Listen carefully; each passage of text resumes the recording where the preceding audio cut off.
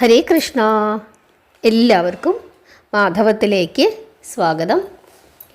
2025 April മാസം 6-ാം തീയതി രാമനവമിയാണ്. നമ്മൾ കഴിഞ്ഞ ദിവസം രാമനവമിയെ പറ്റിയിട്ടുള്ള വീഡിയോ ഇട്ടിരുന്നു. 2 പ്രധാനപ്പെട്ട മോക്ഷപ്രദങ്ങളായ 2 കഥകളും നമ്മൾ അതിനകത്ത് പറഞ്ഞിരുന്നു. കേൾക്കാത്തവരുണ്ടെങ്കിൽ നിർബന്ധമായും ആ ഭാഗം കേൾക്കണം. പ്രത്യേകിച്ച് ജടായു മോക്ഷം, അത് വളരെ വളരെ വിശേഷപ്പെട്ട രാമായണത്തിലെ ഒരു ഭാഗമാണ്. മോക്ഷമുണ്ടാകുമെന്നാണ് പറയുന്നത്, മുക്തി ഉണ്ടാകും, നമ്മുടെ ജീവിതത്തിലെ എല്ലാ ഐശ്വര്യങ്ങളും അത് പ്രദാനം ചെയ്യുമെന്നും പറയുന്നു. അതുപോലെ തന്നെ ഇന്നത്തെ വീഡിയോയിൽ നമ്മൾ പറയുന്നത് വ്രതമെടുത്ത് പ്രാർത്ഥിക്കാൻ സാധിക്കുന്നവർക്ക് അങ്ങനെ ചെയ്യുന്നതിനെ പറ്റിയിട്ടുമാണ്.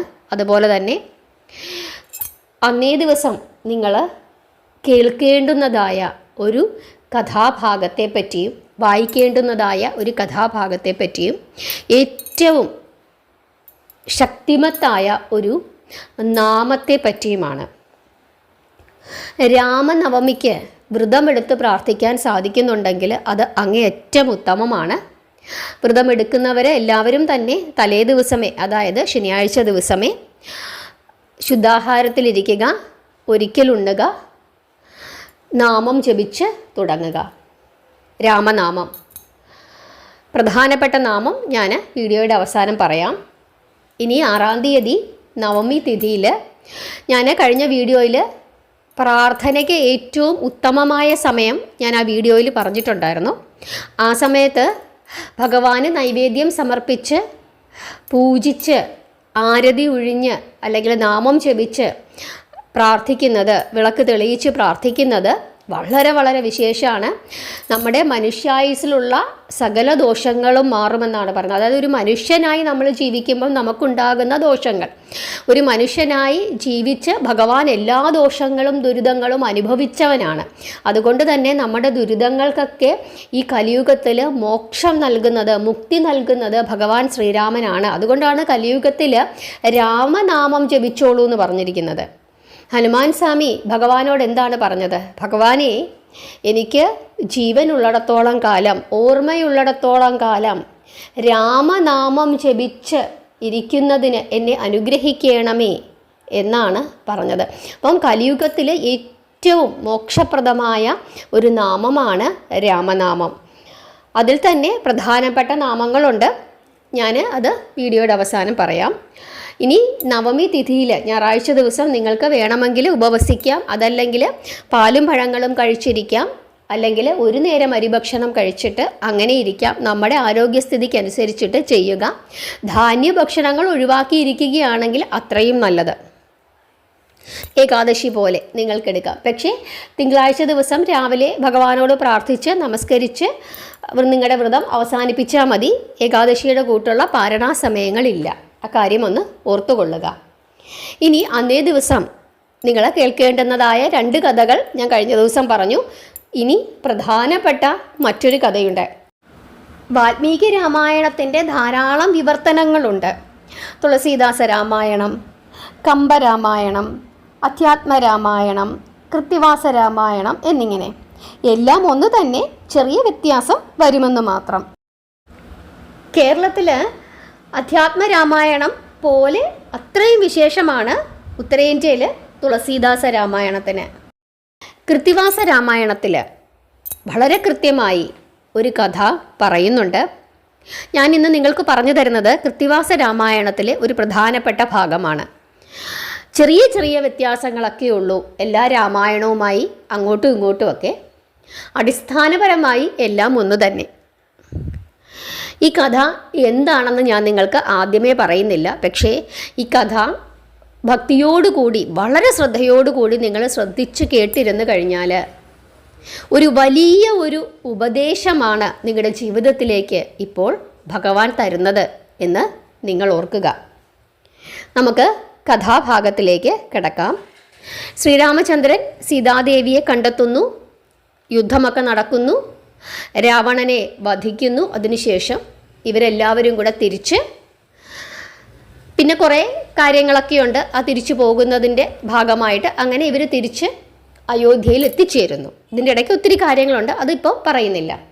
അങ്ങനെ അയോധ്യയിൽ എത്തിച്ചേരുന്ന രാമന് പട്ടാഭിഷേകമാണ്. ഇനി ശ്രദ്ധിച്ചു കേട്ടുകൊള്ളുക. പട്ടാഭിഷേകം, അതിനുള്ള ഒരുക്കങ്ങളൊക്കെ നടക്കുന്നു. സുഗ്രീവൻ്റെ ഭവനത്തിലേക്ക് ഭരതൻ ചെല്ലുകയാണ്. എന്നിട്ട് ഭരതൻ സുഗ്രീവനോട് ഇങ്ങനെയാണ് പറയുന്നത്: നാളെയാണ് കിരീടധാരണം. ചൈത്രമാസത്തിലെ പുണർദം നാൾ രാമൻ രാജാവാകും. ഇന്ന് അധിവാസമാണ്. ദ്രവ്യങ്ങളൊക്കെ ഒരുക്കി 4 സമുദ്രങ്ങളിലെയും ജലം കൊണ്ടുവരണം. 700 നദികളിൽ നിന്നും രാമന് അഭിഷേകത്തിനുള്ള ജലം രത്നം പതിച്ച കുടങ്ങളിൽ കൊണ്ടുവരണം. സുഗ്രീവൻ ഇത് കേട്ടപ്പോൾ വാനരന്മാർക്ക് ആജ്ഞ നൽകി. വാനരന്മാർ സുഗ്രീവാജ്ഞ അനുസരിച്ച് എല്ലാം ശേഖരിക്കുന്നതിനായി പുറപ്പെട്ടു. വേദധ്വനികൾ മുഴക്കി നാരദനും വസിഷ്ഠനും അങ്ങനെയുള്ള മറ്റു ഋഷിമാരെല്ലാവരും കൂടി ചേർന്ന് അധിവാസ ചടങ്ങുകൾ നടത്തി. അതായത് കിരീടധാരണത്തിൻ്റെ തലേ ദിവസമുള്ള ചടങ്ങുകളാണ് അധിവാസ ചടങ്ങുകൾ. രാമനും സീതയും മധുരവചനങ്ങളാൽ സംഭാഷണം ചെയ്തു. അഭിഷേകത്തിൻ്റെ തലേ ദിവസം രാമനും സീതയും വ്രതം അനുഷ്ഠിച്ചു. രാത്രി കഴിഞ്ഞു, പ്രഭാതമായി. വാനരന്മാർ കുടങ്ങളുമായി പുറപ്പെട്ടു. അയോധ്യയിൽ നിന്ന് പൂർവസാഗരത്തിലേക്കുള്ള ദൂരം 400 യോജന. നീലൻ എന്ന വാനരനുണ്ട്. നീലൻ എങ്ങോട്ട് പോയി? കിഴക്കോട്ട് പോയി. രക്തചന്ദനത്തിൻ്റെ ഇല കൊണ്ട് അലങ്കരിച്ച കലശം സുഗ്രീവൻ്റെ അടുത്തു കൊണ്ടുവന്ന് വെച്ചു. അയോധ്യയിൽ നിന്നും പശ്ചിമസാഗരത്തിലേക്കുള്ള ദൂരം 800 യോജന. ജാംബവാൻ പശ്ചിമസാഗര ജലം കൊണ്ടുവന്നു. ദേവദാരുവിൻ്റെ ഇല കൊണ്ട് അടച്ചു. അങ്ങനെ ഇത് പശ്ചിമസാഗരത്തിൽ നിന്ന് കൊണ്ടുവന്ന ജലമാണ് എന്ന് കാണിക്കുന്നതിനുള്ള അടയാളം വെച്ചു. കലശം സുഗ്രീവൻ്റെ അടുത്ത് എത്തിച്ചു. അയോധ്യയിൽ നിന്നും ദക്ഷിണ സാഗരത്തിലേക്ക് 500 യോജന ദൂരം. നളൻ എന്ന കുരങ്ങനാണ് അങ്ങോട്ടേക്ക് പോയത്. ഭയപ്പെടുത്തുന്ന സാഗരത്തിൻ്റെ തീരത്ത് ചിരിച്ചുകൊണ്ട് ചെന്ന് നളൻ പറഞ്ഞു: രാമൻ്റെ കൂടെ ഉണ്ടായിരുന്നു എന്നുള്ളതാണ് എൻ്റെ ബലം. നാളെ രാമന് അഭിഷേകമാണ് എന്ന് പറഞ്ഞുകൊണ്ടാണ് നളൻ ആ സാഗരത്തിൽ നിന്നും രത്നകുംഭത്തിൽ ജലം നിറച്ചത്. ശ്വേതചന്ദനത്തിൻ്റെ ഇലകൾ കുലകുലയായി കെട്ടി ആ കുംഭം അടച്ചു. അതാണ് അടയാളം.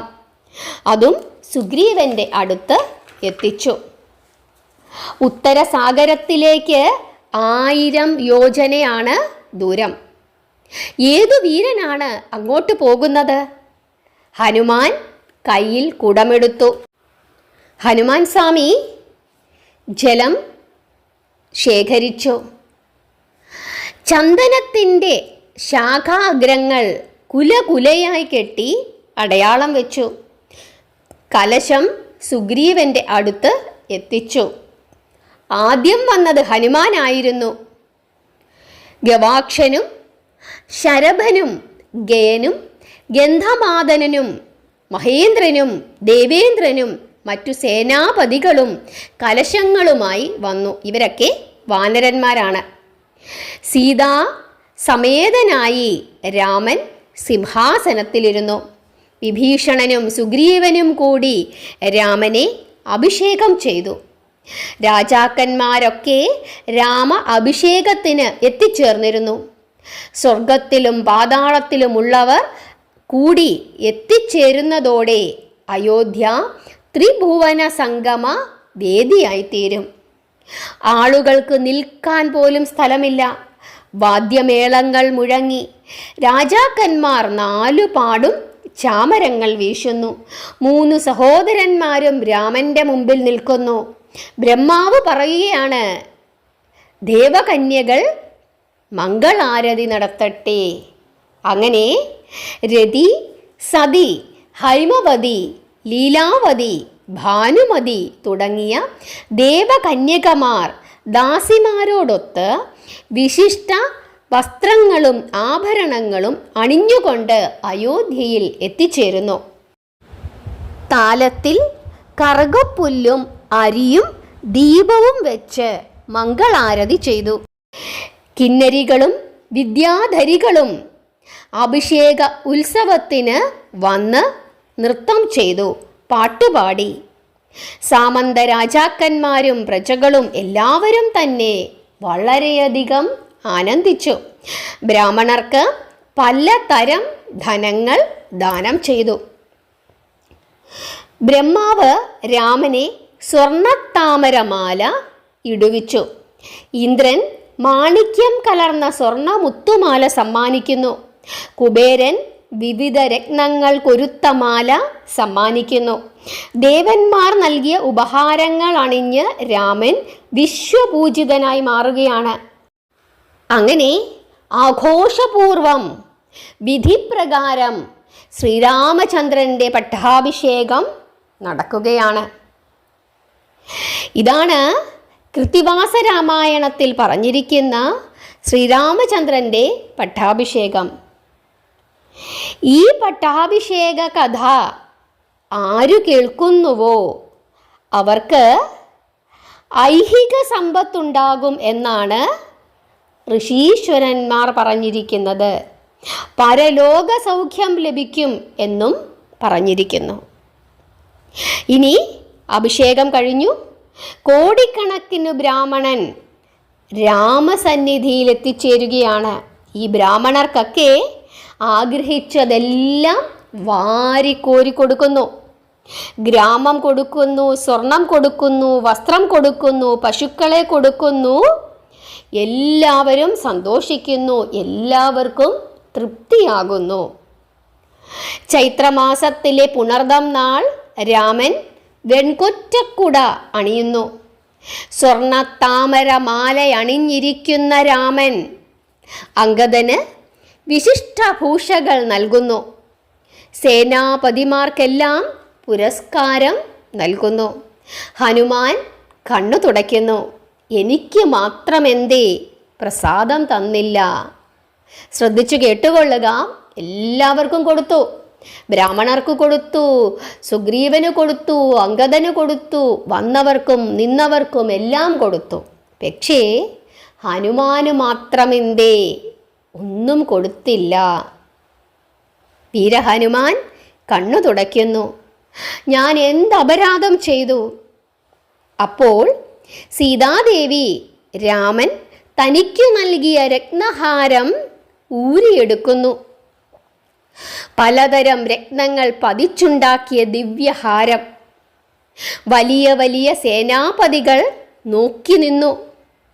ആർക്കാണ് ഈ ദിവ്യഹാരം കിട്ടുക? സീത അത് തൻ്റെ കയ്യിൽ വെച്ചു. എന്നിട്ട് രാമനെ നോക്കുകയാണ്. ആ മാല ആർക്കു വേണമെങ്കിലും നൽകിക്കൊള്ളാൻ രാമൻ പ്രോത്സാഹിപ്പിച്ചു. സീത പലവട്ടം പലർക്കും ജീവൻ പകർന്ന അത്ഭുത വിക്രമനായ ഹനുമാനെ നോക്കുന്നു. ഹനുമാൻ തൊഴുകൈയോടെ സീതാദേവിയുടെ അടുക്കലേക്ക് എത്തിച്ചേരുന്നു. പ്രസാദം വാങ്ങി ആ രത്നമാല തൻ്റെ കഴുത്തിൽ അണിഞ്ഞു. അപ്പോൾ ജാനകി പറഞ്ഞു, ധരിത്രി എത്ര കാലം ഉണ്ടായിരിക്കുമോ അത്രയും കാലം രോഗമോ ശോകമോ തീണ്ടാതെ അക്ഷയനായി അമരനായി നീ ജീവിച്ചാലും എവിടെയൊക്കെ രാമനാമം ഉച്ചരിക്കുന്നുവോ അവിടെയൊക്കെ നിനക്ക് എത്തിച്ചേരാൻ കഴിയട്ടെ. ഇങ്ങനെ പറഞ്ഞ് ജാനകി വീരഹനുമാനെ ആശീർവദിച്ചു. ഹനുമാൻ പല്ലിളിച്ച് ചിരിച്ചു. എന്നിട്ട് ദേവി കൊടുത്ത ആ മാല കയ്യിലെടുത്തു. എന്നിട്ട് വീണ്ടും ചിരിച്ചു. കല്ലിളിച്ചുകൊണ്ട് അവ തുണ്ടം തുണ്ടമാക്കി. വീരഹനുമാൻ ജാനകി കൊടുത്ത ആ രത്നഹാരം തുണ്ടം തുണ്ടമാക്കുകയാണ്. ഇതിൽ നിന്നായിരിക്കാം കുരങ്ങൻ്റെ കയ്യിൽ പൂമാല കിട്ടിയതുപോലെ എന്ന് നമ്മൾ പറയുന്നത്. അങ്ങനെ ആ മാല തുണ്ടം തുണ്ടമാക്കി. അത് കണ്ടപ്പോൾ ലക്ഷ്മണൻ രാമനോട് ചോദിക്കുന്നു, എന്തിനാണ് ഈ ഹനുമാൻ ഈ രത്നഹാരം പൊട്ടിച്ചു തുണ്ടം തുണ്ടമാക്കിയത്? അപ്പോൾ രാമൻ ലക്ഷ്മണനോട് പറയുകയാണ്, അതെന്തിനാണെന്ന് നീ തന്നെ ഹനുമാനോട് ചോദിക്കൂ അനുജ എന്ന് പറയുന്നു. ആ സമയത്ത് ഹനുമാൻ കൂപ്പുകൈയോടെ രാമനെ നമസ്കരിച്ചുകൊണ്ട് ഇങ്ങനെ പറഞ്ഞു, വളരെ വിലയേറിയതാകും എന്നു കരുതിയിട്ടാണ് ഞാൻ ആ ഹാരം മേടിച്ചത്. കയ്യിൽ കിട്ടിയപ്പോൾ മനസ്സിലായി അതിൽ രാമനാമം ഇല്ല എന്ന്. രാമനാമാങ്കിതമല്ലാത്ത ഏതു ധനവും ഉടൻ തന്നെ ഉപേക്ഷിക്കണം. അത് കൊണ്ടു നടന്നിട്ട് യാതൊരു കാര്യവുമില്ല. ഇതാണ് ഹനുമാന്റെ ഉത്തരം. ഉടനെ ലക്ഷ്മണൻ ചോദിക്കുകയാണ്, മാരുതി, നിന്റെ ശരീരത്തിൽ രാമനാമമില്ലല്ലോ, അത് വെറുതെ ചുമക്കുകയാണോ? കളേബരവും ത്യജിക്കുക. നിന്റെ ശരീരത്തിൽ ഇല്ലല്ലോ, അവിടെയൊന്നും എഴുതി വെച്ചിട്ടില്ലല്ലോ, പിന്നെ നീ എന്തിനാണ് നിന്റെ ഈ ശരീരം ചുമന്നുകൊണ്ട് നടക്കുന്നത്?